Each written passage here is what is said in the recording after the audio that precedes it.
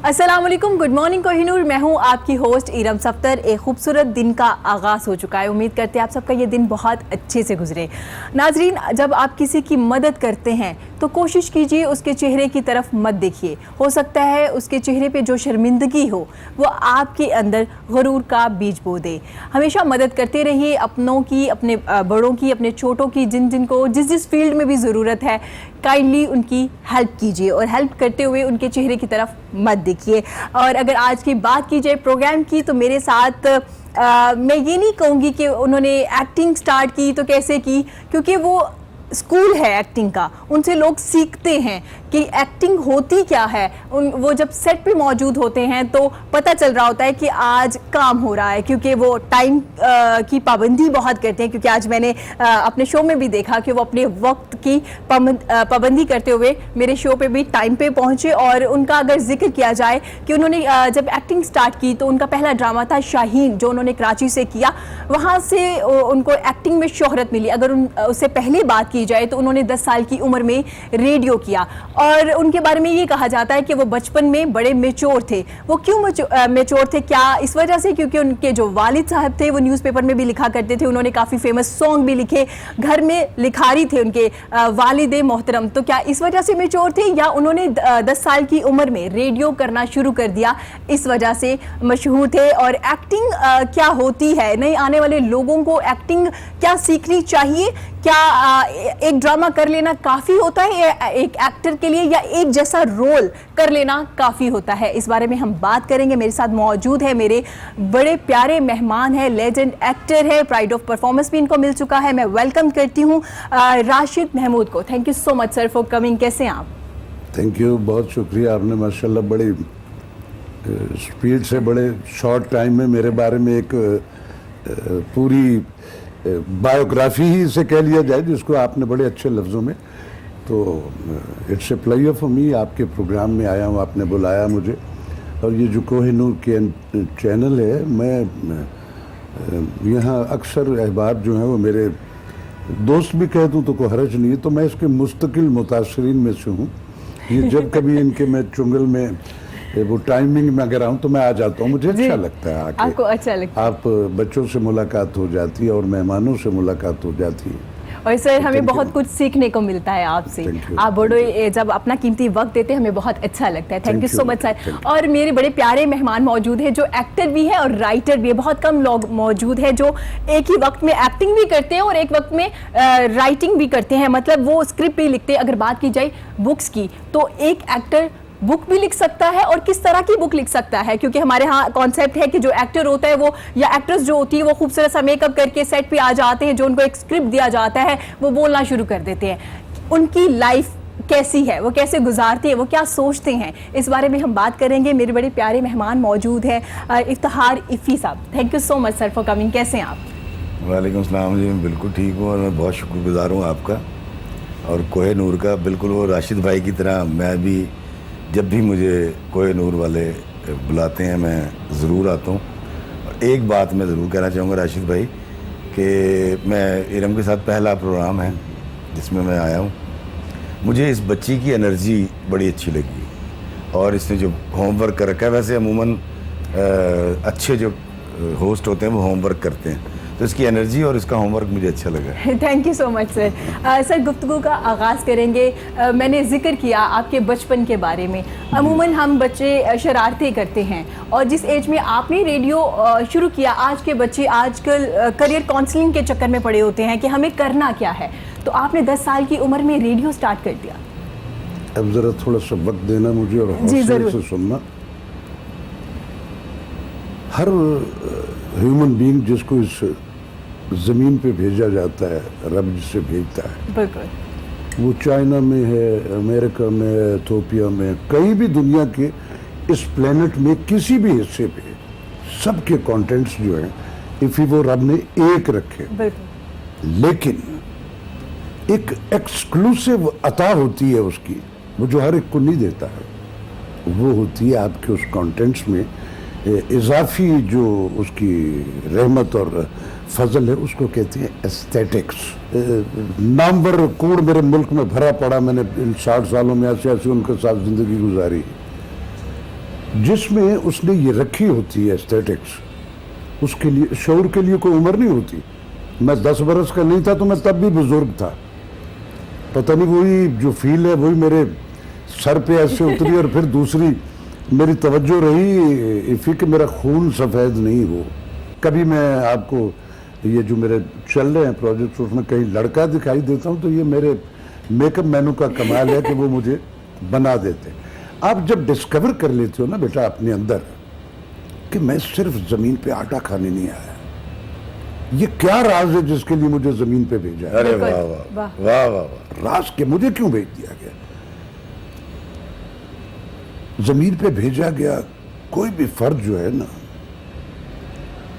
मशीयत इज़्दी जो है उसके ज़िम्मे कुछ लगा के भेजा गया है। उस राज को डिस्कवर करना है आपने और अपने अंदर।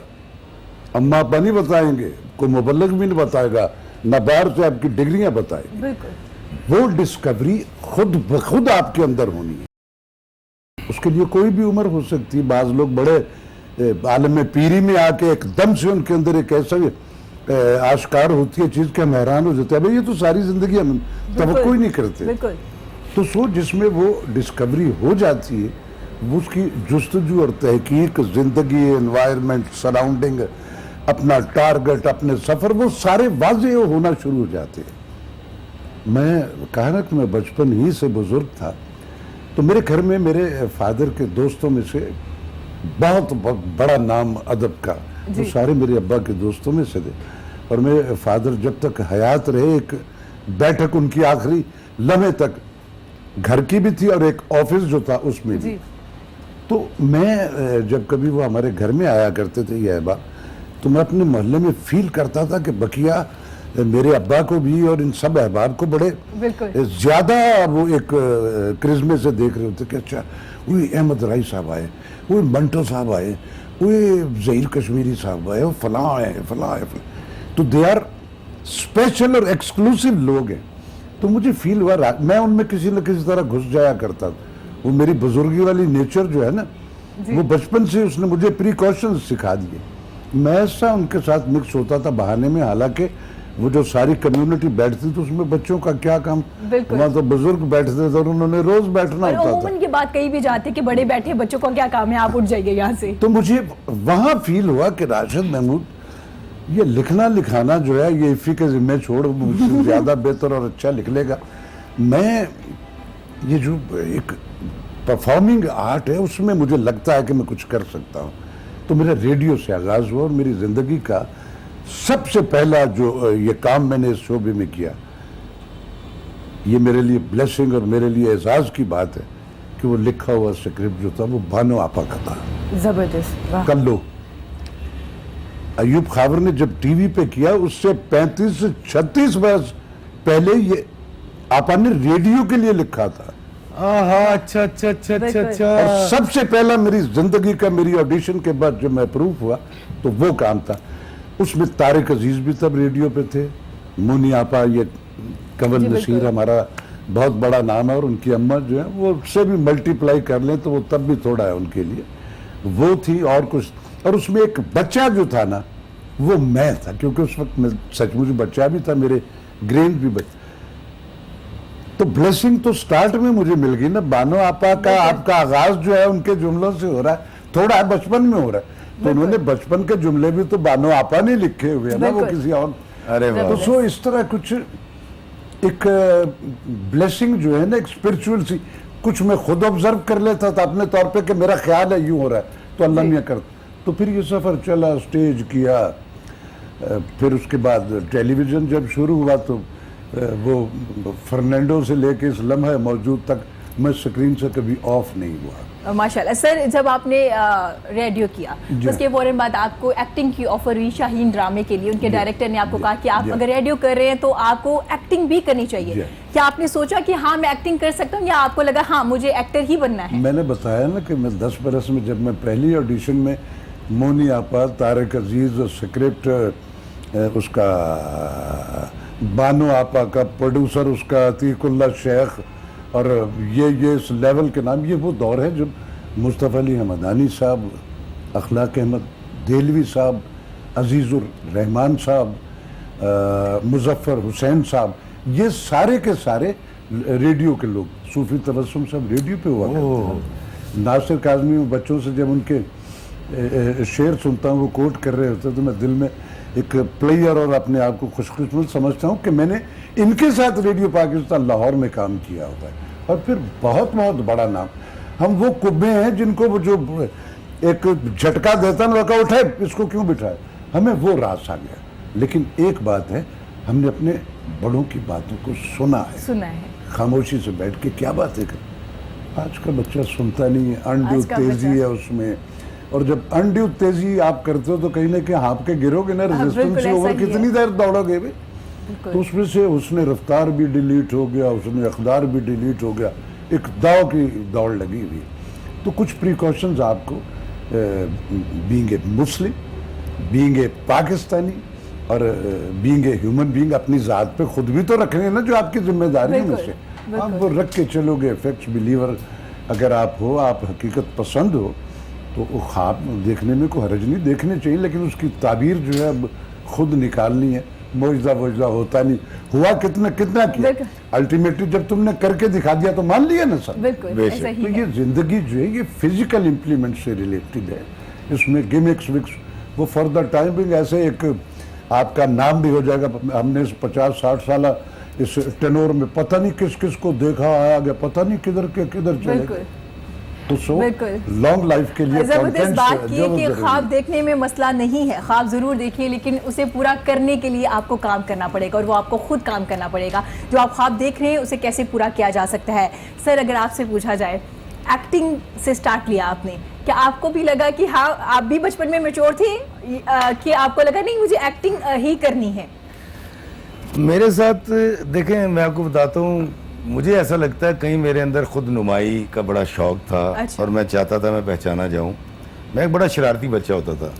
मैं लाहौर की जमपल हूँ, संतनगर में पैदा हुआ।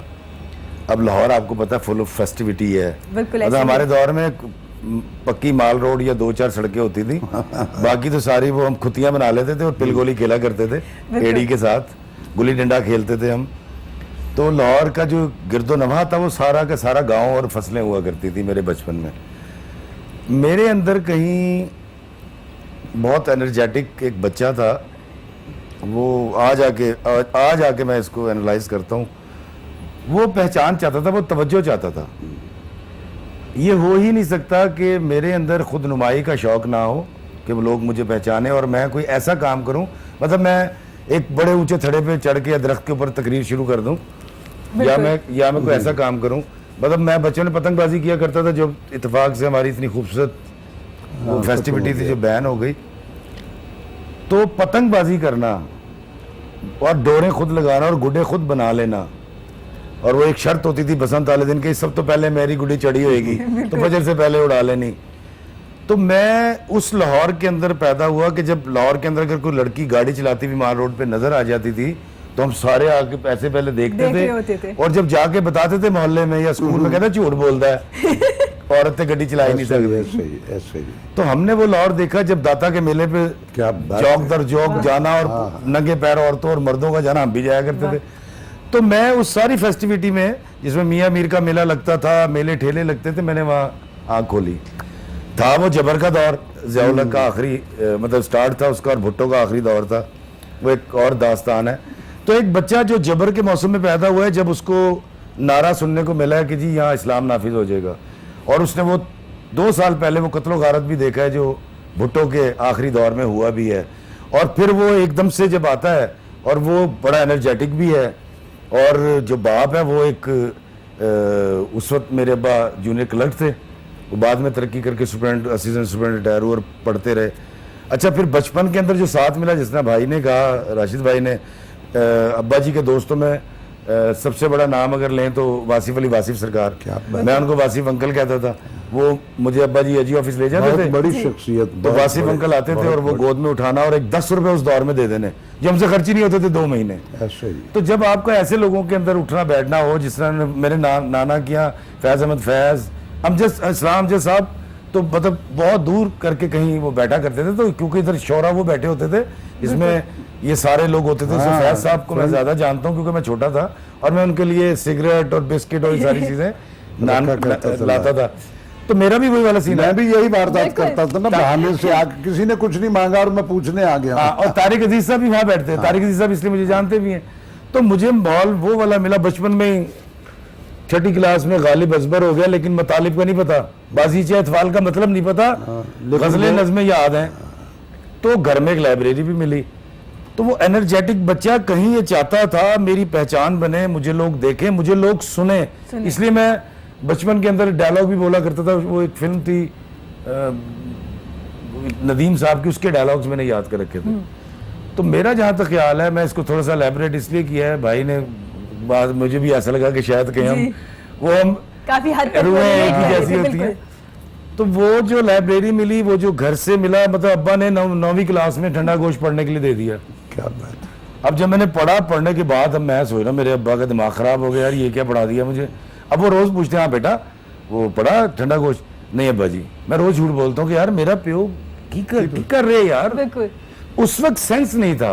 मुझे पता नहीं था कि अदब क्या है, अच्छा अदब क्या है, बुरा अदब क्या है, लेकिन वो सारी चीजें थी। ये हमारे बड़ों का एक, हमारी ग्रूमिंग और तरबियत का एक हिस्सा, वही सारे जेस्चर जो हमारी सराउंडिंग में जिंदगी भर रहे, वो उन्होंने ग्रूम किया ना हमें, उसी से हम वाइड एंगल होते चले गए ना। तो अब बड़ी खूबसूरत आपने बात की सर। बिल्कुल। उन चीजों ने हमारे जो दिमाग में सरहदें थी बिला वजह की, बिल्कुल। वो सारी गिरा दी। हाँ। और मजे की बात यह है कि जो ये जो तस्वुर किया जाता है, शायद आर्टिस्ट जो हैं वो खुदा तरस नहीं होते, या मजहब का सर मजहबी रुझान भी होता जान है। दे दे मेरी, बिल्कुल ऐसा ही अपने है। religion मजहब के के लिए। ऊपर बिल्कुल उन्होंने अच्छी बात की, जान अपने देने के लिए religion तैयार के लिए मैं जान हैं, दे सारी सकता एक्टिविटीज करते हैं, रोजे रखते हैं, लेकिन इनके पास वो वाले बिला वजह की दीवारें नहीं होती जिसके अंदर ये अपने आप को कैद कर लें। कैद कर और लेते इसी वजह से तो ये पूरी दुनिया के अंदर आप पाकिस्तान का कल्चर ऐसे ही, और पाकिस्तान का नाम रोशन करते हैं। बिल्कुल। सर एक्टिंग स्टार्ट कर दिया आपने, पहला शोट था, तो कैसा लगा सेट पे जाके? सीनियर लोग थे उस वक्त, सीनियर एक होता है डर, एक होता है इज्जत वाला डर। इज्जत से आप डर के खड़े हो जाते हैं कि मेरे सर है सीनियर, तो क्या आपको डर लगा पहले सेट पे आपने जाके? बड़ी प्यारी बात की। मैं छोटा सा बताऊंगा, मैंने 2 साल का पहले डिप्लोमा किया 94-95 में जबरदस्त। गोयत इंस्टीट्यूट से। मैं वो एक्टर हूँ जो पढ़ के आया था। जी सर, इस बारे में भी हम बात करेंगे, Direction, पढ़ना कितना script जरूरी writing। है। जी। और उसके बाद 2003 से 5 तक मैंने PNCA और नॉर्वे गवर्नमेंट की तरफ से इब्सन ड्रामा एकेडमी शाकिरी म्यूजियम लाहौर में 3 साल ड्रामा पढ़ाया भी है। मैं माशाल्लाह। सबसे कम उम्र टीचर भी हूँ। अच्छा, मैंने डिप्लोमा किया, वहाँ से पीरू फैमिली मिल गई। हमने पहला परफॉर्मेंस थिएटर का किया सदर पाकिस्तान के सामने। अच्छा, वो एक अजीब सी बात थी, जब मैं स्टेज पर आया तो सामने इतने सारे लोग और वो लाइट्स और ये वो, खैर वो तो हो गया। उसके बाद हमें चस्का पड़ गया, करते करते किसी ने हमें भेज दिया जावेद फाजिल साहब के पास। एक ड्रामा बन रहा था मझधार, हम उसके अंदर कास्ट हो गए एक छोटे से रोल में। हम दुनिया फतह करने आए हुए हैं, लेकिन हमें छोटा सा रोल मिला। जब मैं सेट पे पहुंचा तो पहले दिन एक आउटडोर जो सीन हो रहा है उसके अंदर राशिद महमूद साहब, अब मेरे सामने शाहीन का वो एक इतना बड़ा करेक्टर खड़ा हुआ है, खालिद भट्ट साहब, फैसल कुरैशी, वो जो माँ बेटी थी जो बाहर चली गई, सीमी जैदी। अब ये सारे हैं और सीन ये है कि वो उसको गोली लगनी तानी है, बेगम और सीमी जैदी। तानी बेगम। अब वहाँ उसको गोली लगनी है फैसल कुरैशी को, और इन सब ने आ जाना और इन्होंने कहना पानी लेकर आओ, और मैंने पानी लेकर आना है, मेरा इतना शॉट है। ये करेक्टर था। अब मैं जब वहां गया तो मैं जब एंटर हुआ उस कोठी में, भी शूटिंग शुरू नहीं, तो राशिद भाई गाना गा रहे हैं। गाना को कौन सा था? और पता नहीं कुछ। बहरहाल, राशिद भाई गाना गा रहे हैं और मेरे लिए मैं कहूँ फर्डेंडस बोला, खालिद भट्ट, तानी बेगम। अब मेरे अंदर तो ये चीजें चल रही हैं। बिल्कुल। खैर मैं वहां गया, फैसल कुरैशी को हम टीवी में देखा है, तो उस वक्त मेरा दोस्त नहीं था। अब जब वहां गए हैं तो उन्होंने वो सारा शॉट हुआ, उन्होंने कहा पानी लेकर आओ। इन्होंने मुझे कहा, अब मैं पानी लेने जा ही नहीं रहा। अच्छा, आप जा ही नहीं रहे। मुझे सुना ही नहीं दे रहा। मैं तो इतने बड़े लोगों में खड़ा हूं और मुझे पहली एक्टिंग है, मैंने तो थिएटर का रखा है ना, टीवी का तो मुझे पता ही नहीं है। उन्होंने कहा पानी लेकर आओ, तो भट्ट साहब कहते, भाई तुम्हें कह रहे हैं जावेद पानी लेकर आओ। मैं चला गया, कट हुआ, जावेद फाजिल साहब जिस तरह उनका अंदाज था, अबे पागल तुझे सुनाई नहीं दे रहा। मैं कहा जी वो कह रहे, मैं कहा जावेद, अबे तेरा नाम है जावेद। सॉरी। तो मेरा पहला सीन बाबा जी के साथ अरे था। इट्स अ प्लेयर फॉर, और बड़ा अजीब इत्तेफाक है, मेरे ये लाडले इस वक्त मेरे मुल्क के बड़े सीजनड और मोतबर हैं। उनमें महमूद असलम है, उनमें सोहेल असगर साहब हैं, उसमें और बहुत बहुत बड़े नाम हैं जिन्होंने ज़िंदगी में पहला ड्रामा जो है वो मेरे साथ किए। कराची के बहुत बहुत बड़े नामवर जो हीरो हैं जो कराची में मैंने आगाज़ में काम किया, उस वो उनके लिए पहला ड्रामा था। जी। तो मैं लकी हूँ कि ये बच्चे मुझे प्यार भी करते हैं और मैं खुद भी इनसे ज़्यादा करता हूँ। तो इसलिए हम जहाँ कहीं इकट्ठे होते हैं तो एक वहाँ प्लेयर सा एक होता है, ऐसे लगता है जैसे हम फैमिली। बिल्कुल। अदरवाइज तो अब हम खोचल हो गए हैं सारी। राशिद हमारी भाई ने ना मुझे कुछ लाइनें समझाई कि बेटा ऐसे बोलना है। मैं आपको आज बताता हूँ सर, मुंह पे बता, मुझे बड़ा बुरा लगा। अच्छा, यार, बुरा लगा? हाँ यार, ये कौन है? देखें, पहले इस बात को समझ ले, मैं ट्रेंड एक्टर नहीं हूँ। मैंने ट्रेनिंग की है, मैंने थिएटर किया है, वो सब कुछ है, लेकिन मैं यहाँ से ट्रेंड नहीं हूँ। मेरे पास एक्टिंग स्किल है यार। मतलब मैं जिस बंदे को इतनी मोहब्बत से मिला था, मुझे समझाने लग गया, तो मैं पहले 2-4 दिन तो कुड़ता रहा। यार है कि बंदा आंधा कहता है बेटा इसको ऐसे बोलो, अच्छा। इसको ऐसे बोलो। ये बात तो आपको बड़ी, आपको पता है, आपको माँ बाप आपको बेवकूफ लगते हैं, हर बात में रोक रहे हैं। ऐसा ही है। बाद में पता चलता है जब गवा दें, अल्लाह ना करे, या फिर आपको अल्लाह ताला ये मौका दे दे कि माँ बाप जिंदा रहें और आपको अल्लाह ताला अकल दे दे और आप उनको वो उसी तरह फिजिकल इम्प्लीमेंट। खुदा की कसम, इनकी बताई हुई बातें आज तक बेचते हैं हम। इनके बताए हुए पॉज उस वक्त शदीद बुरे लगे थे। तो ये सेंस सबकी है। क्यों? मैं ये मुझे समझा रहे थे, मैं समझ रहा था एतराज कर रहे हैं। हाँ। एतराज और समझाने में मैं फर्क नहीं कर पा रहा था। देखो, क्योंकि मैं 26-25 साल का नौजवान था। इस मतलब यार मैं इनकी इज्जत करता हूँ, ये मुझे क्यों कह रहे हैं? जिस दौर में हम आए हैं ना, मानना नहीं चाह रहे थे आप। जिस दौर में बेटा हम आए ना, उस दौर में एक तो बड़े सिलेक्टेड लोग थे। बिल्कुल। किसी ड्रामे किसी सीरियल में आने के लिए एक पोटेंशियल सचमुच उन लोगों में सब में मौजूद, लेकिन किसकी बारी आएगी ये किसी को नहीं पता था। किसी को नहीं पता। और फिर उस दौर में आज हमारा जो है पीटीवी का किया हुआ काम, प्राइवेट सेक्टर जब आया, को पता नहीं 100 चैनल हो गए और 70 में हम रोज दिखाई देते, लेकिन हमारी प्रोफाइल में जो क्रेडिट और वो है, वो आज भी वो पीटीवी की पार्टिसिपेशन है जो हमने बिल्कुल ऐसा ही है। वही हमारी शनाख्त है, उसी से हम सबको जाना जाता है। आज के बाद बच्चे जिन्होंने 900 किस्तों के ड्रामे में काम कर दिया, उन्होंने करजन नहीं पता केड़े काम ते जांदा ते कित्थों आंदा। एरम एक दिन मैं ट्रैवल कर रहा था टुवर्ड्स मुल्तान बिहाड़ी से जी। तो कटाई के दिन थे बाबा जी, तो मैं वहाँ से गुजरा तो मैं लाइव चला गया फेसबुक पे, और मैं वहाँ जब कटाई वाल जहाँ हो रही थी मैं वहाँ गया, वो लाइव कॉल भी है। मैं उसके बाद मैंने उनका थ्रेशर बंद करवाया और मैं तमाम किसानों को इकट्ठा करके कहा, मैंने कहा जी मैं अपनी तरफ से, अपने आबाओ अजदाद और उनके आबाओ अजदाद और उनके आबाओ अजदाद की तरफ से आज आपका शुक्रिया अदा करने के लिए आया हूँ कि आपके बड़े मेरे बड़ों के लिए गंदम उगाते रहे, आज आप मेरे लिए गंदम उगाते हैं, तो मैं बड़ा शुक्रिया अदा करने आया। तो वो बंदे समझेगा पागल है कि बकवास करी जा रहे हैं। तो मैं उनको गले भी लगाया और मैंने उनके साथ तस्वीरें भी बनाई।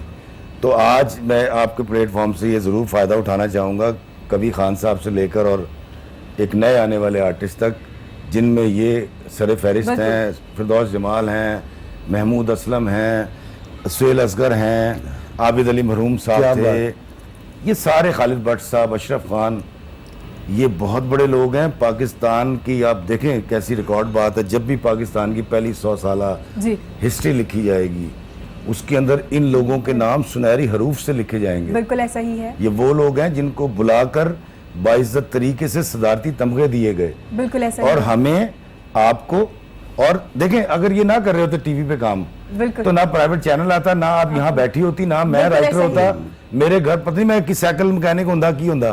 सही है। ये वो लोग हैं जिनको दोनों हाथों से सलूट करना है। बिल्कुल ऐसा ही। मैं अगर कोई नाम भूल रहा हूँ, शकील साहब हैं, तलत हुसैन, मैं सबका नाम लेना चाहूँगा। सारे बहुत बड़े, ये सारे बहुत बड़े हैं रखते हैं। और आज मैं आपके चैनल के तवज्जुह से, जिस तरह मैंने उस किसान का शुक्रिया अदा किया था, मैं इन किसानों का जो इस जमीन को शोबिस की बोते रहे, हल चलाते रहे, उसकी फसल जब उगती थी उसकी राखी करते रहे, और उसके बाद आज आप, मैं, ये कैमरामैन, ये सारे सेट्स अगर लगे हैं इनकी वजह से हैं। सर, जैसे आपने जिक्र किया कि गंदम उगाने वाले किसान को आपने शुक्रिया अदा किया, उन्हें लगा आप पागल हैं, जैसे कि आपने जिक्र किया।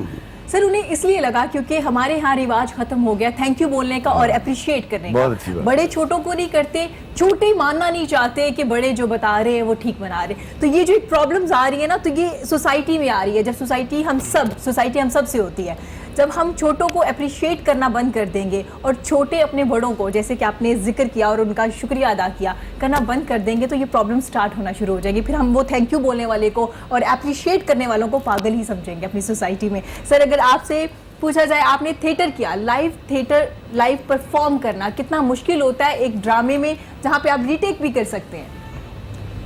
देखो बेटा, परफॉर्मिंग आर्ट जो है ये एक ही शजर है जिसकी मुख्तलिफ शाखें हैं। उसको आप क्रिएटिव काम जो है वो आप पेंटिंग कर रहे हो तो तब भी इजहार है, आप लिख रहे हो तो तब भी इजहार है, आप गा रहे हो तो तब भी एक अपना एक्सप्रेशन जो है वो दुनिया। तो ये सारी की सारी, मुझे अगर आप सच पूछो, काम तो करते हैं, रोज करते हैं, रोज। मुझे आज भी जब मैं रेडियो के माइक पे बैठता हूँ, इफ़ी मैं तुझे बता नहीं सकता मैं क्या। साल में को 2-4 उनके, जब रेडियो पाकिस्तान लाहौर के एक्सक्लूसिव कोई डेज या कोई इवेंट हो तो जो ड्रामा होता है, और मैं चले जाता हूँ आंखें बंद करके। मेरा मदर इंस्टीट्यूट है और मुझे ये जो सारे का सारा लफ्ज़ों का हुनर और लफ्ज़ों की आशनाई है, ये मैंने रेडियो से सीखी, उन लोगों में रह के सीखी है। तो स्टेज किया मैंने, बहुत ज़्यादा नहीं किया, लेकिन बड़ी अच्छे सचमुच के थिएटर जब था उसमें किया।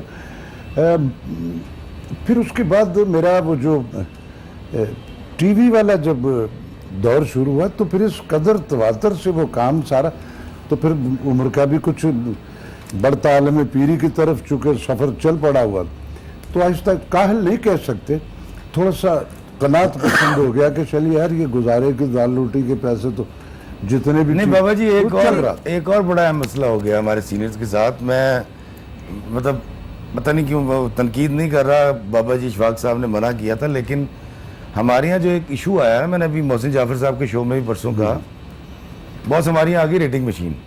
बिल्कुल, बस रेटिंग मशीन पे अगर ये भागती है ना, इसका रेटिंग आती है, तो पाकिस्तान की बड़ी से बड़ी कंपेयर को छोड़ देंगे, इसको कहेंगे बस ये कुड़ी चुक लो, 10 लाख से चुक लो।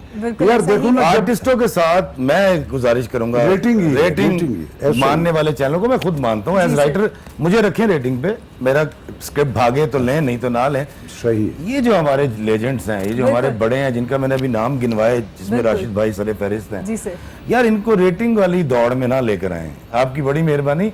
ये वो लोग हैं, जिसने अमिताभ बच्चन के बारे में मैंने एक चैनल में सुना, उन्होंने कहा नहीं जी वो अमिताभ बच्चन साहब तो अब हिट और फ्लॉप से निकल चुके हैं। अच्छा, बात भी ठीक है, बाकी वो बहुत बड़ा आर्टिस्ट हो चुका है, वो उसकी फिल्म हिट हो। ये लोग जो हैं, कभी खान है, ये हैं, मैं दोबारा सारे नाम लेना चाहूंगा, यार इन लोगों को रेटिंग की मशीन से निकाल दें, इनको कहें सर आपकी मेहरबानी, आप आए और बरकत के तौर पे मेरा ड्रामा ये करें। जबरदस्त बात की। महमूद साहब जब बूढ़े हो गए और वो गरीबुल मर्ग तो याद होगा उनके, वो मैं इंडिया की बात बता रहा हूँ सर, उन्होंने उनके पास गए, उनको पैसे देने की कोशिश की, महमूद साहब ने भगा दिया, उन्होंने कहा मैं मंगता थोड़ी हूँ। फिर उन्होंने एक फिल्म बनाई, उस फिल्म में एक कैरेक्टर रखा, आपको याद होगा उनका आखिरी फिल्म के अंदर वो बिस्तर पे लेटे हुए और वो उसमें कॉमेडी भी कर रहे सर। उस फिल्म में उनको करोड़ों रुपया दिया गया मोहब्बत में, लेकिन उस बंदे को, महमूद को, एंड के ऊपर आके एक फिल्म कराई गई। ये ना करें। देखें, मैं आपको एक बात बताऊं कि मैं कराची जिन दिनों, वो याद होगा आपकी फ्लाइट निकल गई थी, फिर वो फ्लाइटें अंडरग्राउंड हो गई, खलील रहमान कमर साहब के कमरे में थे, मेरी फ्लाइट कैंसिल हो गई, आपकी 7 बजे की थी, मेरी 8 बजे की थी, मुझे वहां से पे आना पड़ा। तो वहां आग लगी हुई थी खेतों को, तो मैंने कंडक्टर से पूछा जो गनमैन था, मैंने कहा यार ये खेतों को आग क्यों लगी हुई है गंदम के? उसने कहा कटाई हो गई है ना, तो बकिया वो जला। मुझे बड़ी तकलीफ हुई, मैंने कहा अच्छा ये इंसान भी तो यही करते हैं, फायदा उठाया और उसके बाद उसको आग लगा दी। मैंने कहा यार ये तो बड़ा अजीब काम है कि उसने हमारा पेट भरा और उन्हें उसको आग लगा दी। ये काफी अरसे मेरे अंदर ये चलता रहा। फिर एक दिन राशिद भाई जैसे सियाने के पास बैठा और मैंने कहा राशिद भाई ये क्या यार, ये तो गंदम को, उन्होंने कहा काका ये तो यहाँ तक तो तूने दुनिया सीख ली, ठीक है। ये दुनिया है कि जिसे फायदा उठाया उसके बाद किक आउट। इन्होंने मुझे कहा कि सूफीज़म इससे आगे शुरू होता है। मैं कहा वो कैसे?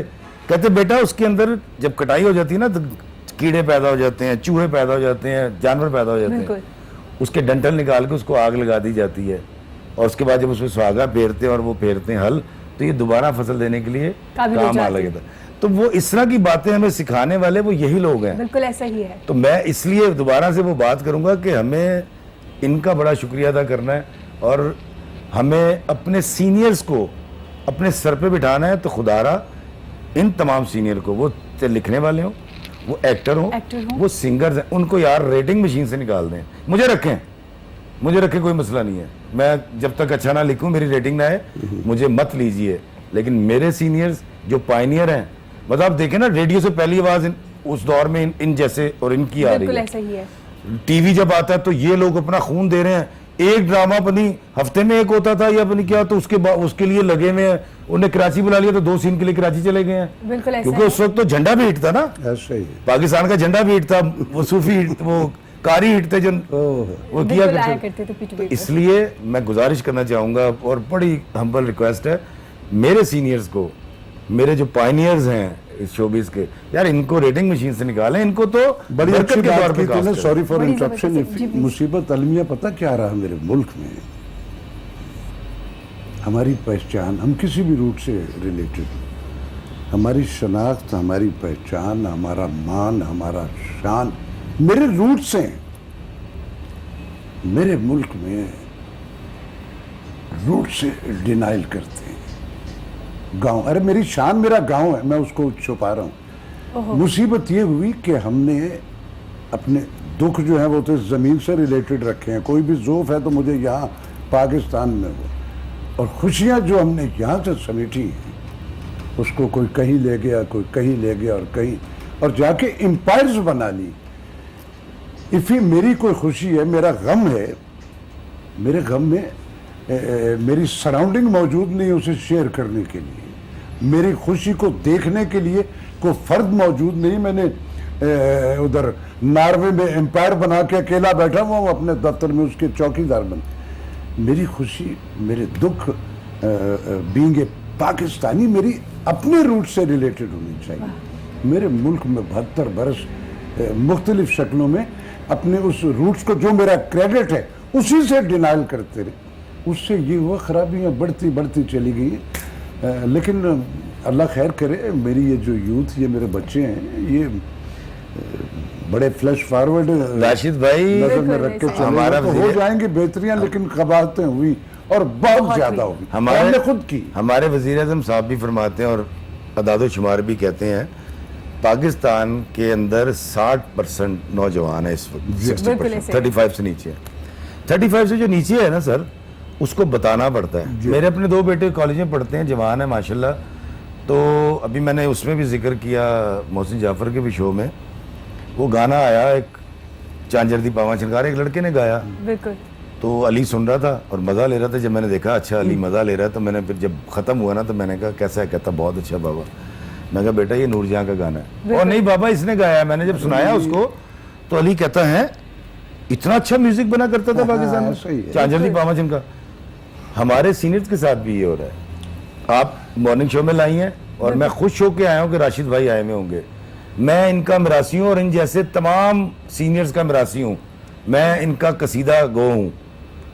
मैं अगर इनकी इज्जत करूंगा, मेरे आने वाले मेरी इज्जत करेंगे। बिल्कुल ऐसा ही है सर। मैं अगर इनको कहूंगा ना क्या ये राशिद साहब कौन है, तो भाई मेरी भी कोई इज्जत नहीं करेगा। ऐसा ही है। इफ़ी जब कोई एक्ट में कर ही नहीं रहा, ये प्लेनेट जिसे ज़मीन कहते, इसमें रब ने इसका टोटल सिनेरियो जो है ना, वो जब क्रिएट की थी अर्थ, ज़मीन जो हमारी जिस पे हम रहे, तो इस पे हर एक्ट का रिएक्ट डिसाइडेड तय कर दिया गया। और सिर्फ इस पे नहीं, पूरी ज़मीन पे कहीं भी माँ जो है, माँ का एक्ट हर जगह माँ है, वो चाइना में हो, वो कहीं भी हो, हर वो एक्ट। मैं कोई चीज़ यूँ फेंकूंगा तो नीचे जाएगी, हो सकता है किसी और प्लेनेट पे ऊपर को चली जाए। हर चीज़ डिसाइडेड है।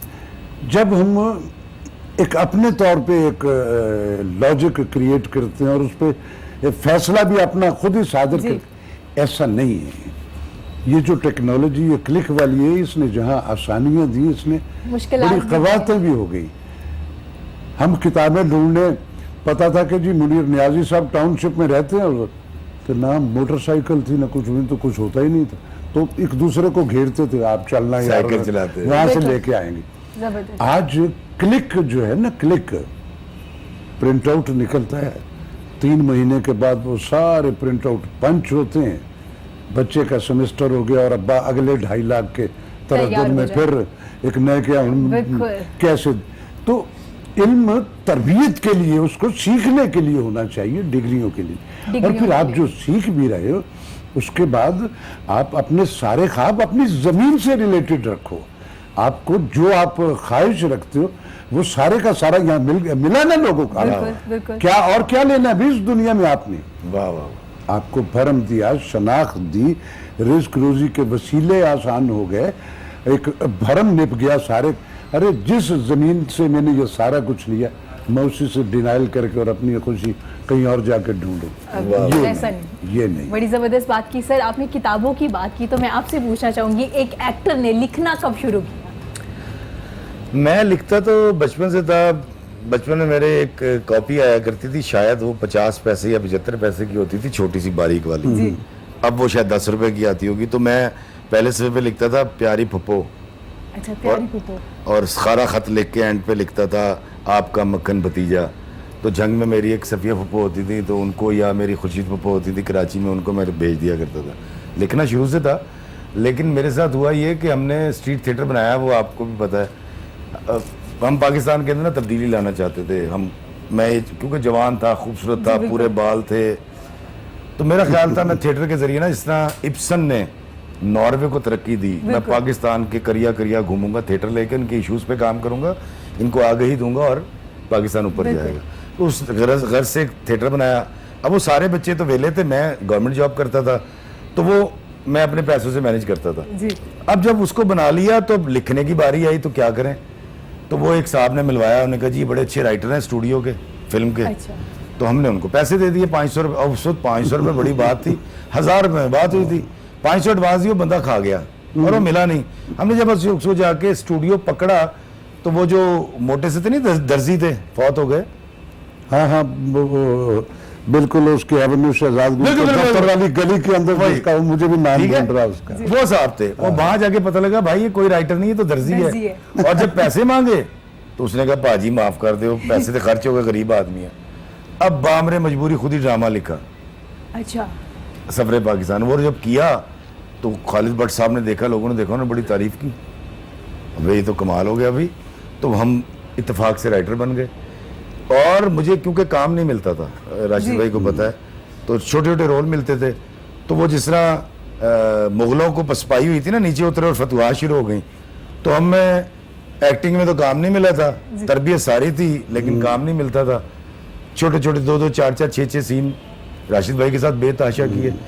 तो हमने लिखने की तरफ आ गए, जी। पसपाई लेके। जब इस तरफ आए तो पैसे मिलने शुरू हो गए, काम हिट होना शुरू हो गया। उसमें फिर मिठास लिखा, उतरेगा अपना कोई खिजर लिखा। तेरा नागन जो है वो कोटेशन है ये रेटिंग के हिसाब से। इस दौर में नागन की रेटिंग जो है, नागन ने कमाल उसने कर सबके धुएं निकाल दिए थे ये रेटिंग वालों के। तो करम तो अगर जलील आप मैं समझता हूँ तुमने बड़ा बर वक्त फैसला कर लिया। अब उसमें यह है कि तुम अपनी आइडियोलॉजी जो तुम करना चाहते थे, बिल्कुल। तुम उसको अपना टोटल कैथारसिस जो है, क्योंकि आप भी अपनी जमीन से जुड़े हुए शख्स हो, आपकी ग्रूमिंग में आपके रूट्स हैं, तो उसमें तेरे लिखने में तो अपनी वो सारी आइडियोलॉजी जो तू चाहता था कि इन तक पहुंचे, वो तुझे ज्यादा अल्लाह मियां ने वो वाइड उसका एक जरिया दे दिया है। आप उसमें से कोई एक कैरेक्टर पकड़ते हो अपने पूरे उस, और जो तुम कहना चाहते हो उसके रेफरेंस से वो सारे का। मैं इस तरह के भी बाज़ राइटर मेरे मुल्क में है, उनका हर किरदार फलसफी है। अबे यार किस प्लेनेट का ड्रामा लिखा, गडेरी वाला है तो वो भी बर्ट्रैंड रसल है, इधर जाते हैं तो वो बोला बुल्ले शाह है, उधर गए तो कोई और आ गया। कोई आपको अपनी जो जिंदगी की साइकी और स्पोकन एक मैटर है ना, आम जिंदगी, उसको जब आप कंपाइल करते हो, उससे कॉन्फ्लिक्ट बिल्ड करते हो, उससे साइकी पोर्ट्रेल करते हो, तो वो ज्यादा कन्विंसिंग होता है। हमारा दुनिया में ड्रामा जो है, पाकिस्तान की शनाख्त, उसकी वजह कभी आप गौर करें कि हमारा ड्रामा हमारी जमीन का रिलेटेड था। बिल्कुल। फिर उसके बाद हम कभी किसी मुल्क में चले गए, अरे हमारे पास वो वसाइल ही नहीं है कि हम उस एलीट लेवल या उस ड्राइंग रूमों तक चले जाए। तो जो एक चीज़ हमारे इख्तियार में है, हमारा कल्चर, हमारी रहतल, हमारी प्रोविंसेस, हमारे लोग, हमारी सराउंड। मुझसे कभी कोई पूछता ना कि राज साहब रेडियो तो केड़ा तुसी केड़ा कोई स्कूल है बफला, मेरा क्या, मैंने ना तो मेरा कोई royal academy of arts London से ताल्लुक है, ना किसी रशियन से, किसी का कुछ।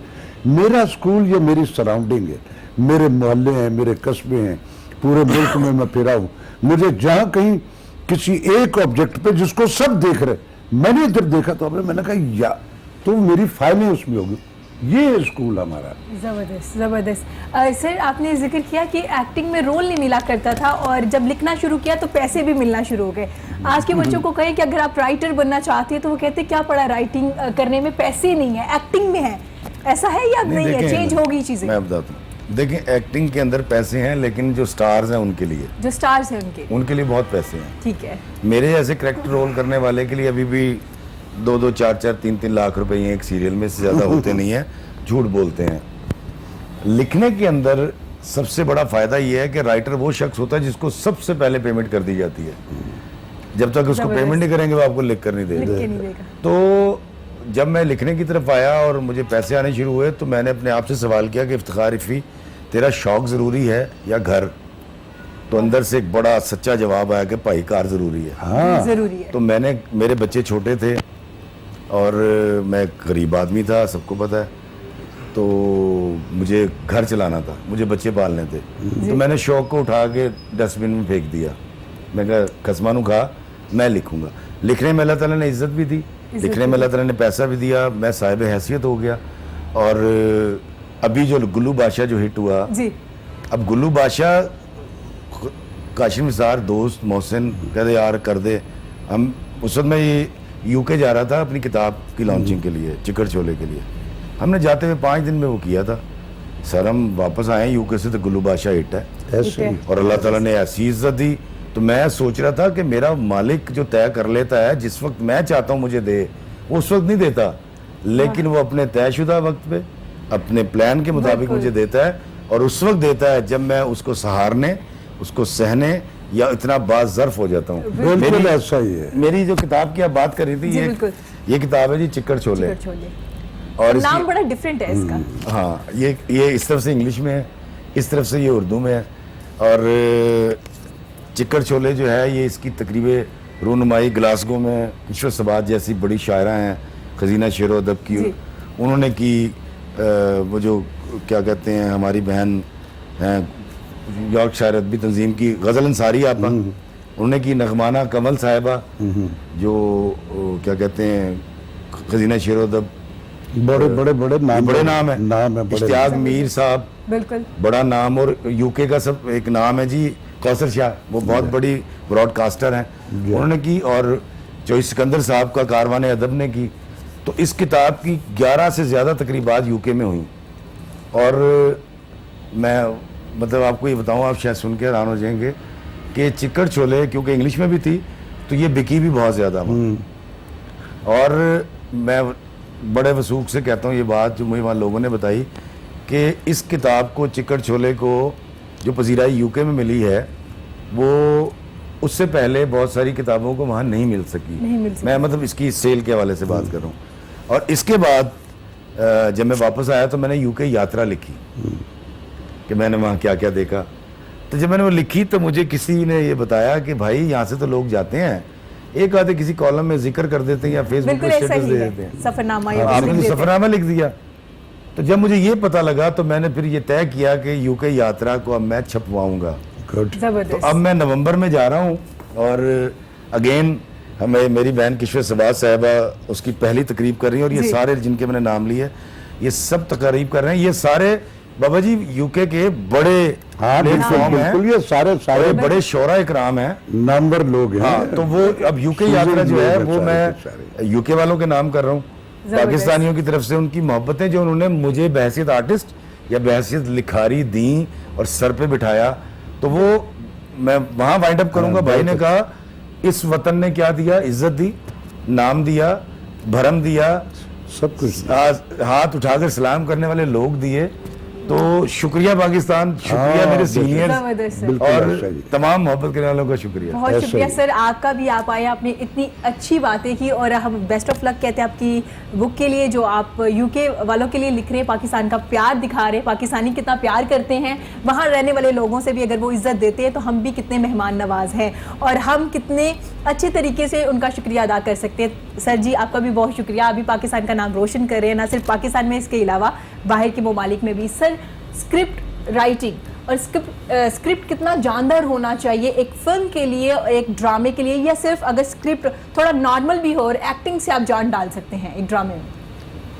हजरत अली करमुल्लाह वजह का कौल है कि ये मत देखो कौन कह रहा हाय वाह वाह वाह। है, गौर इस पे करो ये कह क्या रहा है। बड़ी बात जो है वो किसी भी मुंह से कोई नया भी लिख सकता है, उसे पढ़ो तो सही, देखो तो सही। मेरी एक बड़ी ऑड सी इंटरप्रिटेशन है, जरूरी नहीं कि सुनने वाले या मेरे इंटेलेक्चुअल उससे इत्तेफाक करें, लेकिन मेरी ये लॉजिक और मैं अपनी जात में कन्विंस हूँ। मिर्जा गालिब के बड़े शायर होने में किसी को भी कोई शुबा नहीं है। नहीं, बिल्कुल। शक व शुबा है नहीं है ना। अब अगर मिर्जा गालिब एक्सट्रीम थे शायरी की, तो शायरी उसके बाद फिर मजीद किसी के लिखने की जरूरत तो होनी नहीं चाहिए। गालिब हर दौर में मौजूद होता है, उसका नाम कुछ और होता है। वाह वाह वाह वाह वाह। फैज छोटा नाम है, अहमद नदीम कासमी छोटा नाम है, हमारे इस सब कॉन्टिनेंट के ये छोटे नाम है। उसका नाम कुछ अहद होता है, उसमें कुछ बड़े लोग ऐसे होते हैं जो उस जो टेनोर जिससे वो गुजर रहे होते हैं उसके अलावा फ्लैश फॉरवर्ड में भी अपना आईक्यू जो है वो अपने उस अदबी काविश जो है उसमें दे के जाते हैं, जिसको फिर बाद में हम याद करते हैं। लेकिन हरफ आखिर नहीं होता है। साहब साहब का एक शेर है कि सिर्फ अंदाजे बयां रंग बदल देता है, वरना दुनिया में कोई बात नहीं। उसकी इंटरप्रिटेशन जो है, उसकी परत है, आप उसको किस आईक्यू से पोर्ट्रे कर रहे हो। आप बैठी भी हो, आपके पीछे ये पूरा बैकड्रॉप है, इफी इधर, बट मैं ये देख रहा हूं। अब इसमें से हम सारे जो भी इस एज पे बैठे होंगे उनको यही एक, लेकिन उसमें से बाज लोग होते हैं जो उनको थोड़ा सा देखेंगे कि यार ये थोड़ा सा यूं हो जाए ना, तो इस फ्रेम में ये पीछे ये बड़ी, तो ये सारी की सारी चीजें जो होती है ना, यही आपकी वो एक आईक्यू है जो पोर्ट्रेट जो जिससे लोग कन्विंस होते हैं या डिनाइल करते हैं। तो जबरदस्त बात की है, दुनिया में कोई बात भी नई बात नहीं होती है। यहाँ वक्त हुआ एक छोटे से ब्रेक का, ब्रेक के बाद हाजिर होते हैं, हमारे साथ रहिएगा।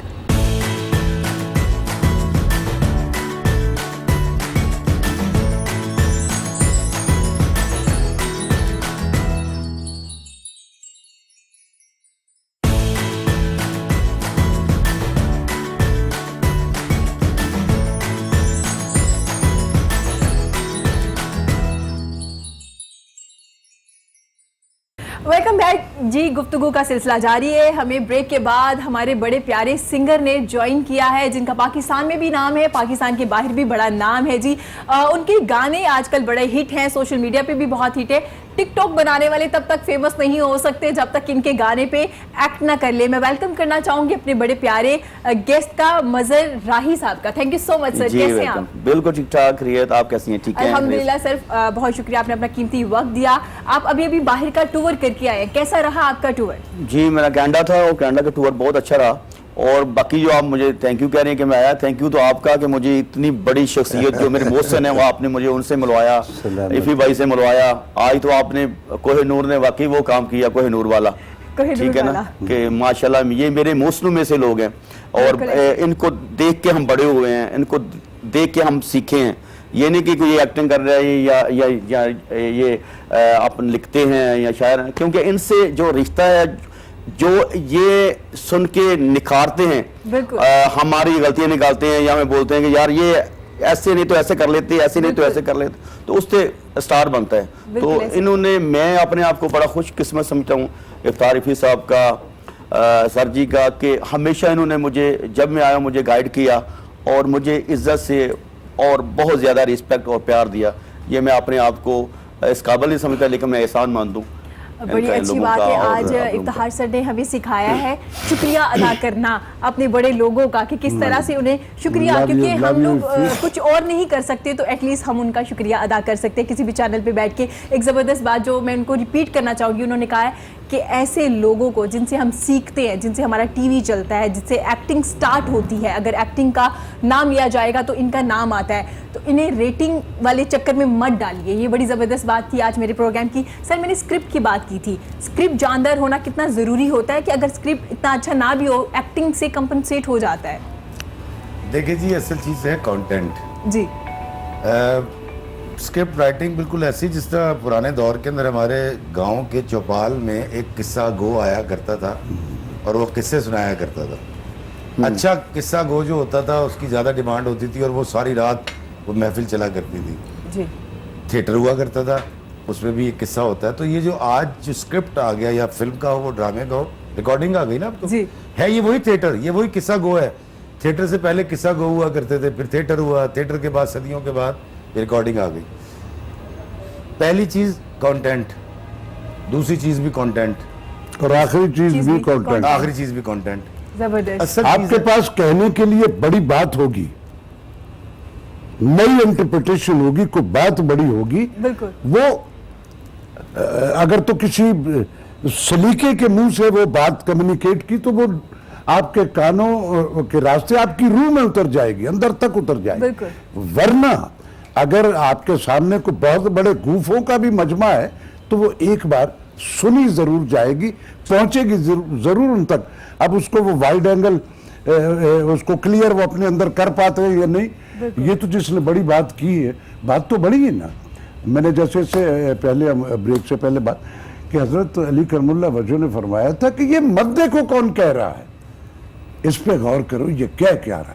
तो इसलिए ये कोई ज़रूरी नहीं है कि बड़े नाम, बड़े दानश्वर या बड़े जो लोग हैं उनके बड़ी बात, कोई नई परत, कोई नई जहत आज के कोई बच्चा जो है वो भी कर सकता है। ये कोई बाबा जी, एक जैसे छोटा सा कि- फर्क बताऊं। मदर भाई का काम है सिंगिंग। सिंगिंग के अंदर जो मुझे सबसे पहली चीज अट्रैक्ट करती है वो है उसकी धुन। हाँ जी। तो उसकी अंदर कितना रचाव है, जिस तरह बिल्कुल। चिक तान ली, या आपका वो जो पहला था चंद मकरोगर फैनल है, हाँ। मुझे और आज के दौर में भी ऐसे ही है कि पहले धुन अट्रैक्ट करती है, हम बाद में शायरी सुनते हैं। बिल्कुल। और अगर शायरी और धुन दोनों अच्छे हों, सर ये धुन लिबास है ना, जब तक लिबास अच्छा नहीं होगा, आपको पहना हुआ अच्छा नहीं लगा, सामने शो पीस ही ना अच्छा हो तो उसके अंदर क्या दिखोगे आप? बिल्कुल। तो सिंगर को तो ये फायदा हो जाता है कि कई, आपने पूरी दुनिया में देखी, कई धुनें हिट हैं, अंदर है कुछ हाँ, भी नहीं। और अगर कहीं धुन अच्छी है और कंटेंट भी अच्छा है, उसके अंदर जो कहा जा रहा है Multiply हो शायरी, वो जाती है। मल्टीप्लाई। ड्रामे और फिल्म में बिल्कुल ऐसा नहीं है। अच्छा। अगर कंटेंट अच्छा नहीं है, आप उसके अंदर दुनिया के अच्छे तरीन आर्टिस्ट, अच्छा अगर आर्टिस्ट बिकता होता तो उसी आर्टिस्ट की फिल्म फ्लॉप भी होती है, उसी आर्टिस्ट की हिट भी होती है। ज़बरदस्त, बिल्कुल ऐसा ही है। उसी बड़ी बात है। आर्टिस्ट का ड्रामा फ्लॉप भी होता है, उसी का हिट भी होता है। तो एवरीथिंग इज कंटेंट।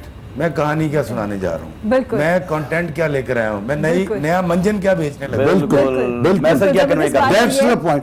अब वो रॉबर्ट डिनीरो को आप और मैं कितनी देर बगैर किसी लॉजिक के वजह के उसकी शक्ल देखते रहे, देख ली भी, अब क्या आगे क्या भाई, जी आगे उसके कंटेंट से कि काय के लिए वो स्क्रीन पे अपीयर हुआ है, उसने क्या कम्युनिकेट करना है, उसने क्या पोर्ट्रेल करना है, ये है असल चीज।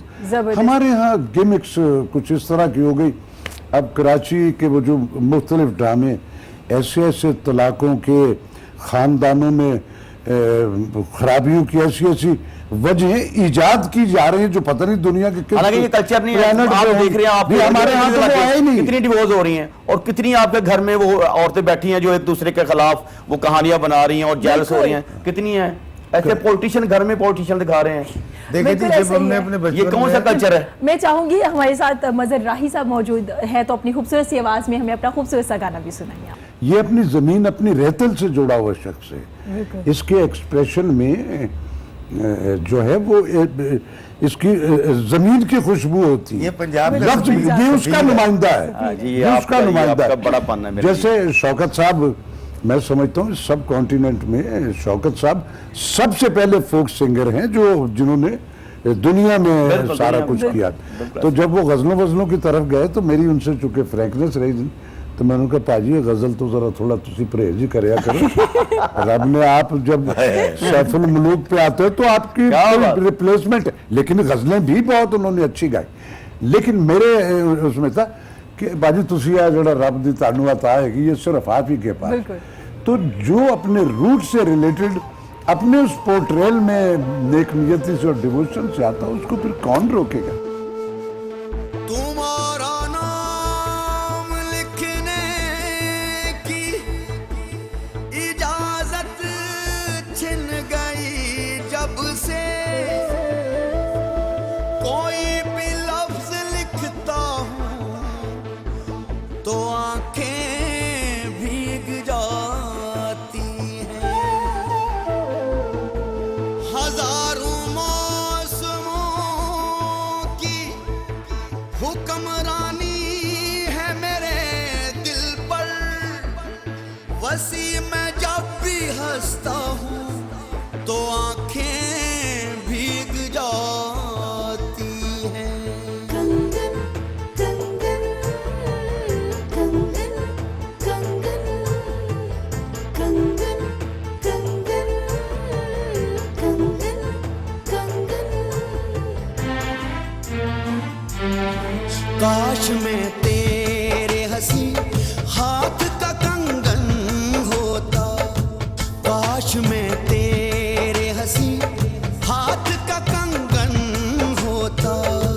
तू बड़े प्यार बड़े चाव बड़े मान के साथ अपनी नाजुक सी कलाई में चढ़ाती मुझको, अपनी नाजुक सी कलाई में चढ़ाती मुझको।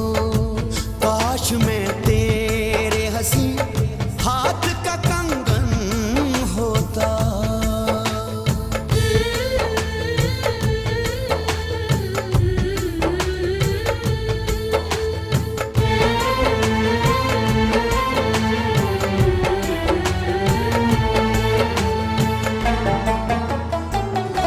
और बेताब से फुरकत के खजानम हूँ मैं, तू किसी सोच में डूबी जो घुमाती मुझको। मैं तेरे हाथ की खुशबू से महक सा जाता, मोर के जैसा मेरा जिस्म लहक सा जाता। काश में तेरे हंसी हाथ का कंगन होता, काश में तेरे हंसी हाथ का कंगन होता।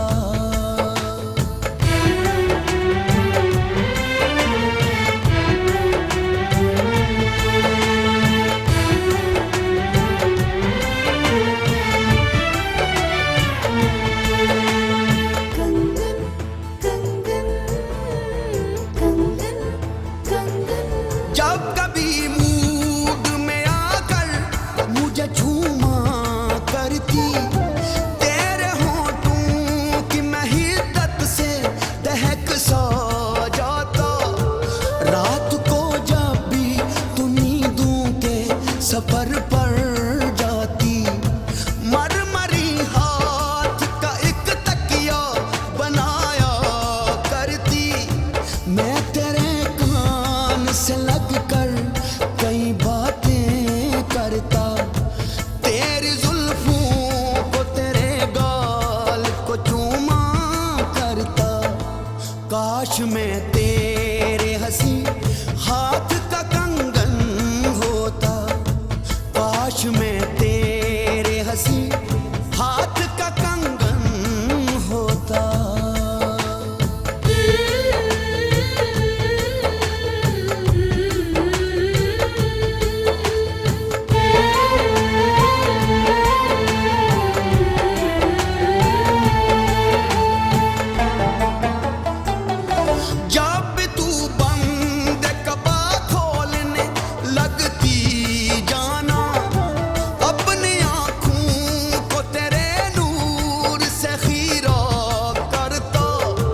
मुझको बेताब सा रखता तेरी चाहत का नशा। मैं तेरी रूह के गुलशन में महकता रहता। मैं तेरे जिस्म के आंगन में खनकता रहता। कुछ नहीं तो यही बेनाम सा बंधन होता। कुछ नहीं तो यही बेनाम सा बंधन होता। काश मैं तेरे हंसी हाथ का कंगन होता। काश मैं तेरे हंसी हाथ का कंगन होता। तू बड़े प्यार बड़े चाव बड़े मान के साथ अपनी नाजुक सी कलाई में चढ़ाती मुझको। अपनी नाजुक सी कलाई में चढ़ाती मुझको।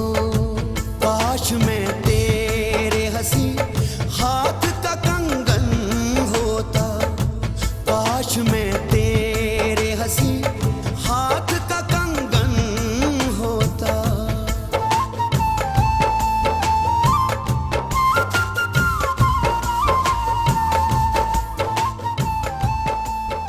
वेरी नाइस, अरे वाह, वेरी नाइस, जबरदस्त जबरदस्त, तरफ से तुझे गजल की इजाजत है। Very nice, very nice. वसी बहुत शाह अच्छे से गाया आपने। वसी शाह मुझे अच्छा ये लगा बॉस के वसी मेरा एक हमारे मौसम दोस्त पुराना जी, दोस्त बिल्कुल। और बहुत बड़ा लाडलों नाम में वसी से शाह। वसी शाह मुझसे पहली सी मोहब्बत मेरे महबूब ना मांग के बाद मैंने पहली दफा सुना है क्योंकि ये पाबंद नहीं है इतनी ज्यादा, हाँ। आजाद है। बिल्कुल आजाद है। बिल्कुल और इसको इस बच्चे ने जिस तरह से पिरोया है सर, और आप देखिए कितनी खूबसूरत धुन, कितनी अट्रैक्टिव को अपनी अपनी सी मेलोडी, मेलोडी, और मुझे पूरी लगता है सर complete। मदर ये हिट होनी चाहिए क्योंकि ये कलाम ऑलरेडी बहुत हिट है। बस ये शाह बहुत ने अच्छा, फील बड़ी कर अच्छी दी है गजल। लेकिन। मैं Very nice. ये ना वो आपकी बात बड़ी करता हूँ। वो जो धुन की बात हो रही थी कनाडा जाने से पहले ना 2 महीने के पहले बात है। तो मुझे बुलाया उन्हें अपने सियासी थिएटर में। तो वो उनके करैक्टर जो बने होते हैं तो वो लड़की जो पिंडी की है वो कहती है जी वो बड़ा सोना मशूक ते हाथी जी बंदूक ते मैगजीना वो तो आप बड़ी बंदूकें तो बड़ी चलाते हैं आप। तो अगर आप शाह जी का वो कंगन गाएं तो वो किस तरह गाएं? एक फिल्मती था। मुझे 2-3 लाइनें याद थी। तो मैंने कहा जी मैं अगर पहले तो बात यह है कि उर्दू है तो मैं एक पंजाबी हूँ बंदा, तो मेरा तो पहले एक्सेंट तलफ़ुज़ ही नहीं ठीक होना। लेकिन मैं शाह जी मेरे सामने बैठे हैं तो शाह जी कहते हैं यार ये कम से कम 50 लोगों ने तो इसको गाया। तो मैंने कहा मैं कोशिश ये करूँगा।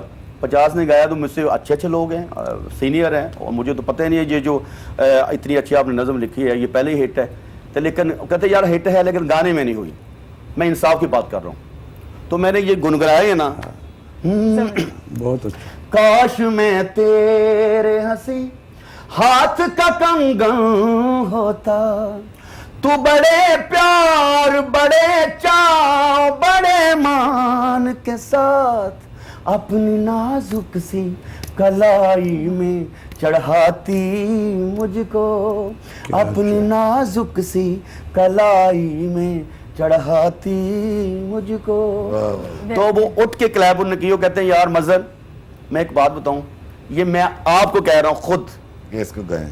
इसको आप गाओ यार। जबरदस्त जबरदस्त। गजल भी बहुत अच्छी है और आपने बहुत अच्छी और फिर मैं बहुत उनकी अच्छे से हौसला बताई, फिर मैंने इसको गाया। फिर वो वज़ीर शाह जी, साहब आए, बिल्कुल उन्होंने फिर जबरदस्त। आपको पता है हमारे कि प्यारे पूरी- मेहमान के पूरी पास दुनिया वक्त में कम जो- है, उन्हें जी, अपनी मसरूफियत की वजह से जाना है। हम बिल्कुल चाह रहे थे कि वो आखिर तक हमारे साथ रहते। और आपका ये नाज़रीन, कहना हम बदल छोटे से मेरे लिए। ब्रेक के बाद हाजिर होते हैं हमारे साथ रहिएगा।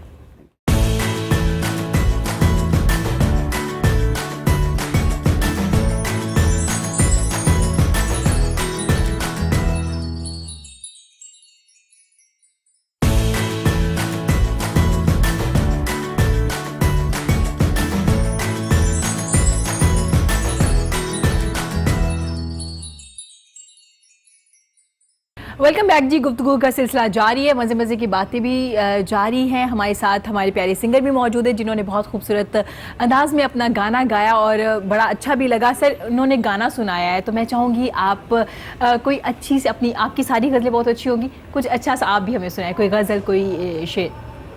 जी मेरी एक नज़म है, लेकिन वो करना अपना इफ्तिखार साहब की जिसकी मैं कॉपी कर लूँ। जिसकी मैं कॉपी गा लूँ। नहीं आप जरूर कॉपी करें। वो मैं आपको जरूर बाद में टेक्स्ट जी। भी कर दूंगा। मैं भी सुनाना जो चाह रहा हूँ वो मोहब्बत की बात है कि मोहब्बत में फना लाजिम, मोहब्बत में फना लाजिम। मोहब्बत में फना लाजिम हकीकत है, मगर सोचो ये कोरी जिंदगी भी एक दिन अंजाम पाएगी। है कच्ची सांस की डोरी, ये एक दिन टूट जाएगी। मैं अपने सारे जज्बों को अगर महदूद भी कर लूं, ये चाहत और मोहब्बत ताड़ के रखूं तिजोरी में, फना को आगे रहना है। फना को आगे रहना। अगर इस जिंदगी का मौत ही अंजाम है यारो, तो फिर क्यों ना मोहब्बत बांट के जीवन वाह। गुजारूं मैं। किसी की ख्वाहिशों को मैं अगर अंजाम दे जाऊं, किसी मुफलिस को मैं आसूदगी का जाम दे जाऊं, किसी मायूस की उम्मीद का सामान कर जाऊं, वाह किसी की मान कर जाऊं, वाह, मोहब्बत दान कर जाऊं, मोहब्बत में फना लाजिम।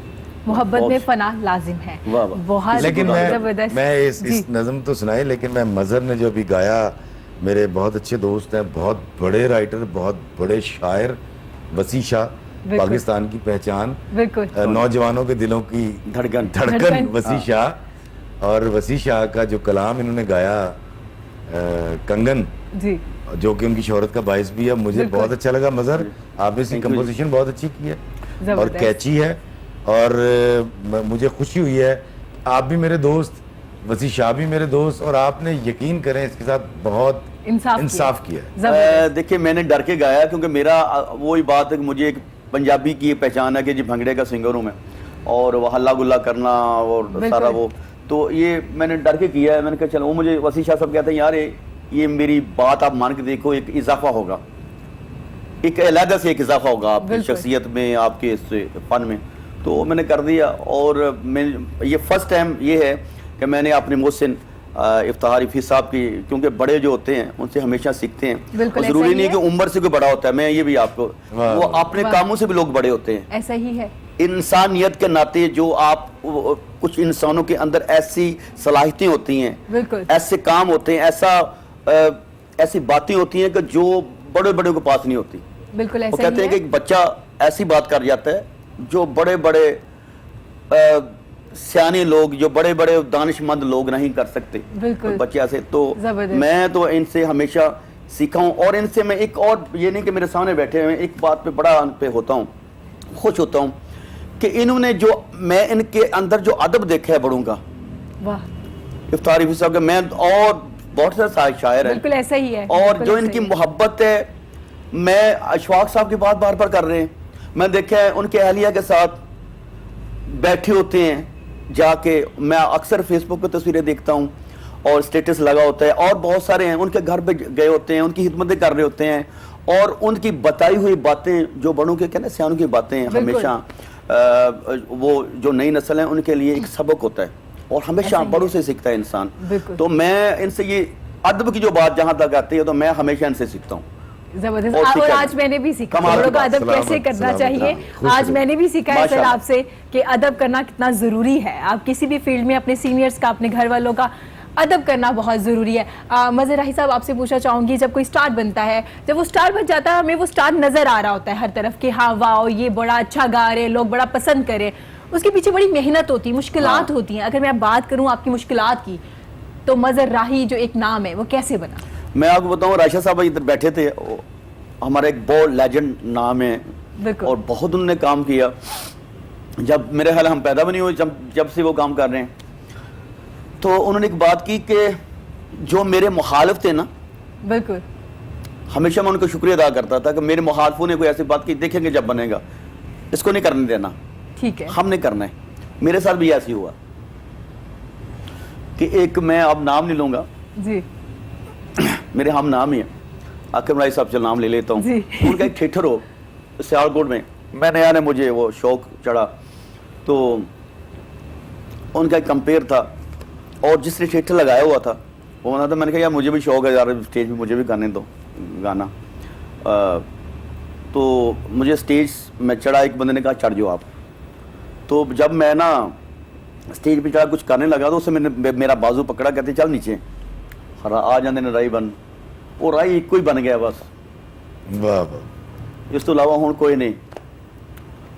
खैर मेरी आंखों में आंसू है। मैंने कहा यार मैं एक बात आपको बताऊं, मैं अब ये राही नहीं बनूंगा, मैं इससे बड़ा बन के आपको दिखाऊंगा।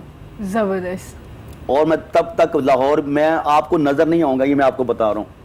एक दिन इंशाल्लाह आप मुझे कॉल करो। ऐसा ही हुआ, मैं कसम उठा के कहता हूँ कि उस बंदे के बेटे मुझे कॉल कर रहे हैं, मैं एक टीवी में जज बन के बैठा हूँ।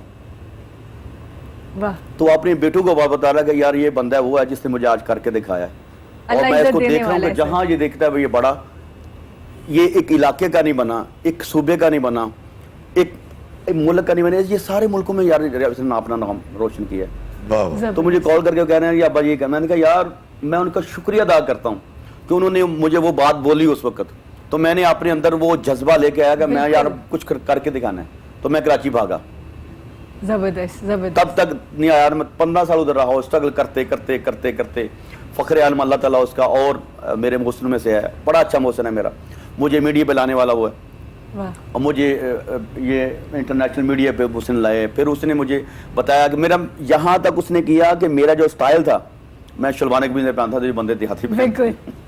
मेरे बाल तक कटवाए, फिर मेरा स्टाइल, मेरे हेयर Grooming की स्टाइल, सारी, मेरा सारा बिल्कुल। वो फ्रेंच जो मैंने रखी होती थी पहले उन्होंने करवाई। फिर उन्होंने मुझे बोला कि आपने करना क्या है, आपने भंगड़ा करना है, ये जो वाह। फोक शो करते हो छोड़ दो इसको, आपने वाह। ये नहीं गाना। जबरदस्त। तो उससे मुझे जब मैं वो कर रहा था, मुझे एल्बम करता था, एल्बम के पैसे भी मिलते थे, 5-6 महीने बाद मेरे 3-4 कैसेट आते थे, वह एक एल्बम का 1.5-2 लाख रुपये भी मिलता था।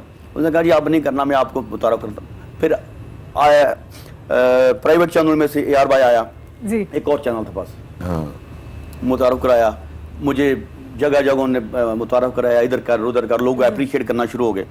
और पहला जब मेरा वर्ल्ड इंटरनेशनल टूर था तो वो अमेरिका का था। अमेरिका का था। ठीक है ना, जबरदस्त। कि अपने आप में वो देखा, मैंने कहा यार ये बंदा कह रहा है जो मुझे लेके मेरी उंगली पकड़ के मुझे आगे तक अच्छा, लेके जा आपने रहा है। इंटरनेशनली मैंने भी ये इतना कहा। ज्यादा परफॉर्म किया है। अगर मैं बात करूं कि पाकिस्तान में ज्यादा मजा आता है परफॉर्म करके या बाहर के ममालिक में? मैं एक चीज़ बताऊं आपको कि इंटरनेशनल जब हम जाते हैं टूर करते हैं जी। तो वहाँ भी पाकिस्तानी आपके होते हैं जो आपको सुनते हैं, बिल्कुल ऐसा ही है।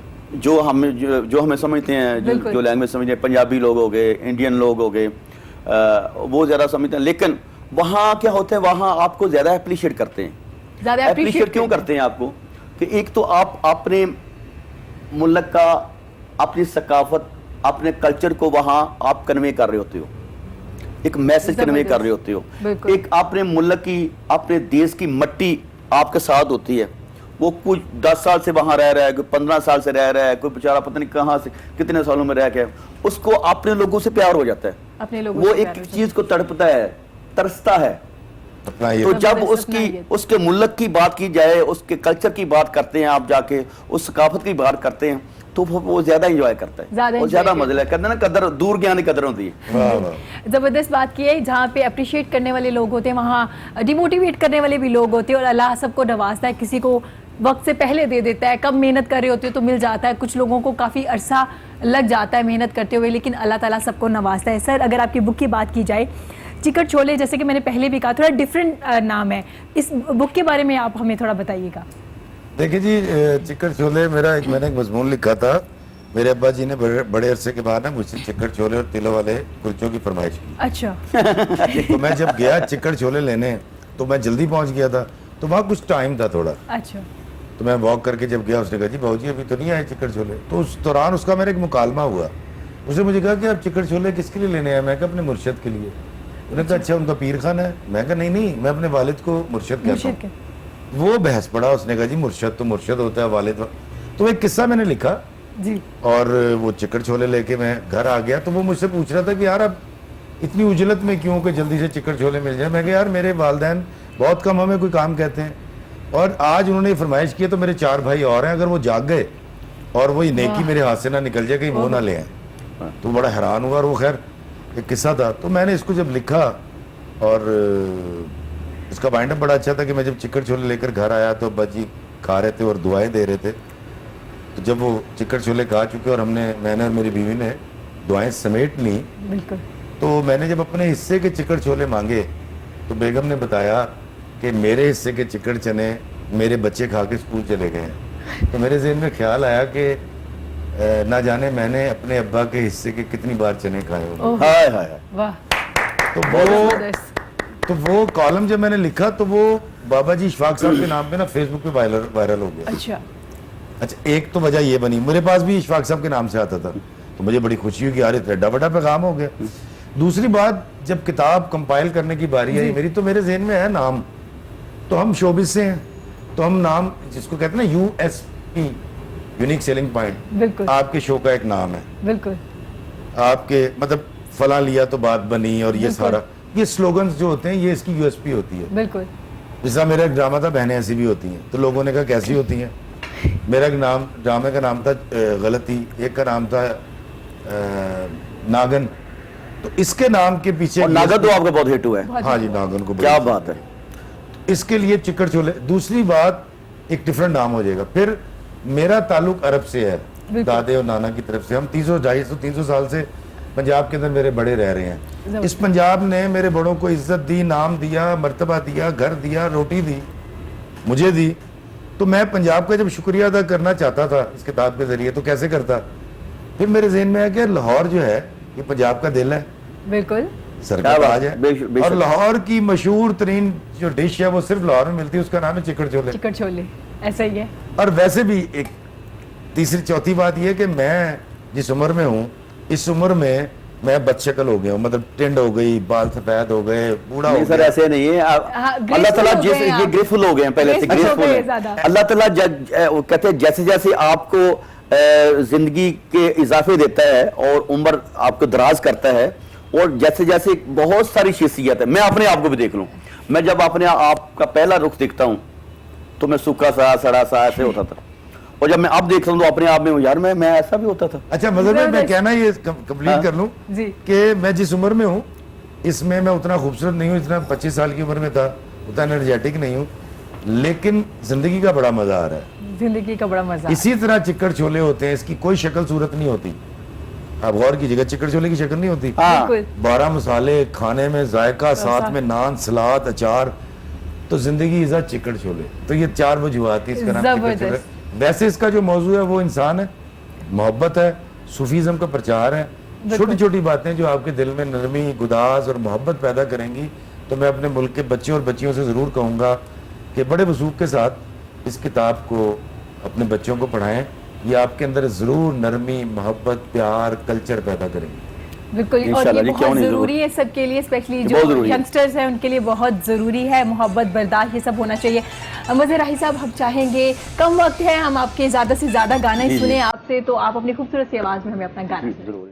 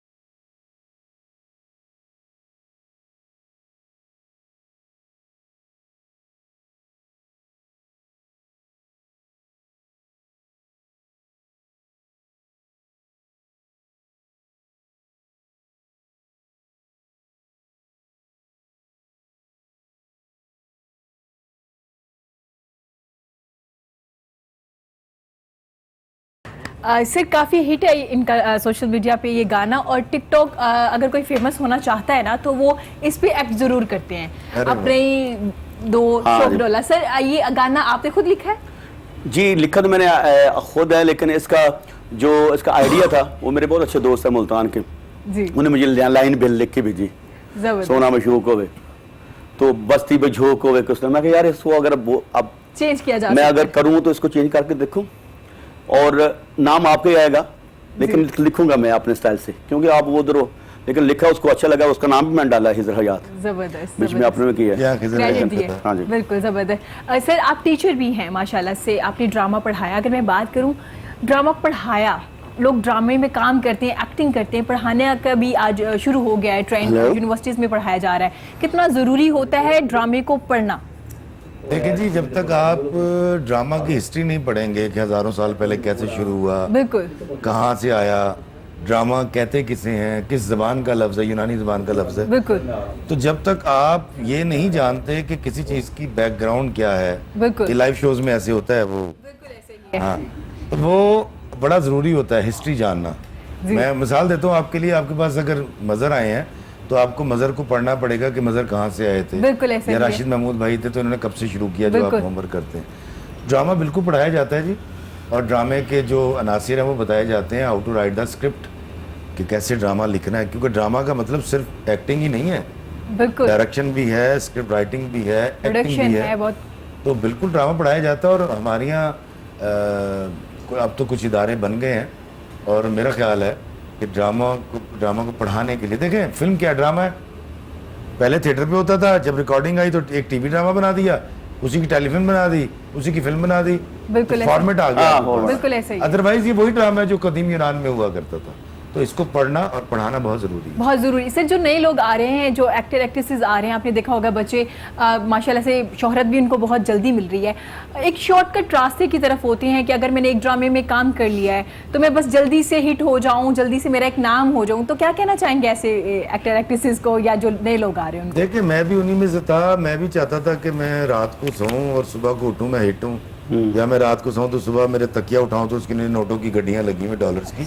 तमाम नौजवान ऐसे होते हैं, तमाम नौजवान ऐसे होते हैं। सब चाहते हैं कि शॉर्टकट मिले और हम तरक्की कर जाएं, लेकिन तरक्की का कोई शॉर्टकट नहीं है। कोई शॉर्टकट नहीं आप ऐसे ऊपर आ सकते हैं, उसके बाद आप नीचे भी चले जाएंगे।